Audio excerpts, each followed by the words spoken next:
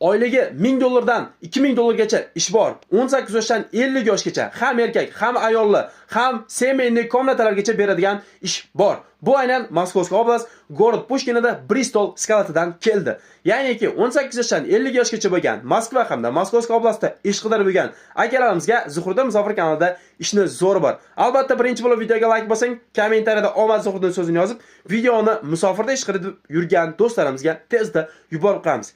Demak, ish bor. Birinchi vakansiya kompyuter vakansiyasi. Bezabyom smenasi 3700 rubldan 4500 rublgacha. Ishingizga qarab oylik qo'shilib ketaverar ekan. Minimum kuniga 3700 aniq bor. Agar yaxshi ishlaydiganlarga 4500 rublgacha qo'shilib ketadi. Xohlang abyomga chiqib keting 7000 rublgacha.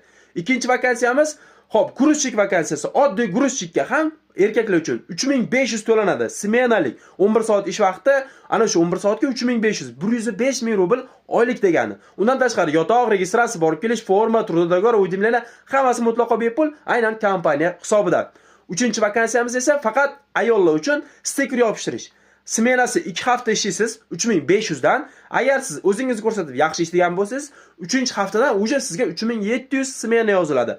Aytganimdek, o'sha yotoq, registratsiya, borib kelish, forma, trudodagor, o'yimlarni sizlar uchun ham bepul. 18 dan 50 yoshgacha bo'lgan, hozirgi kunda aynan Moskva yoki oblastda bo'lgan, aynan Moskva yoki oblast patenti bor erkak ayollar ekrandagi mana pastdagi raqamlarga hoziroq aloqaga chiqinglar. Rus tilidan oz-munchada xabaringlar bo'lishi shart, chunki bu ruskiy firma, ofitsialniy ish, ismi ham Olga. Olga degandagi rus qizi, ya'ni rus ayol.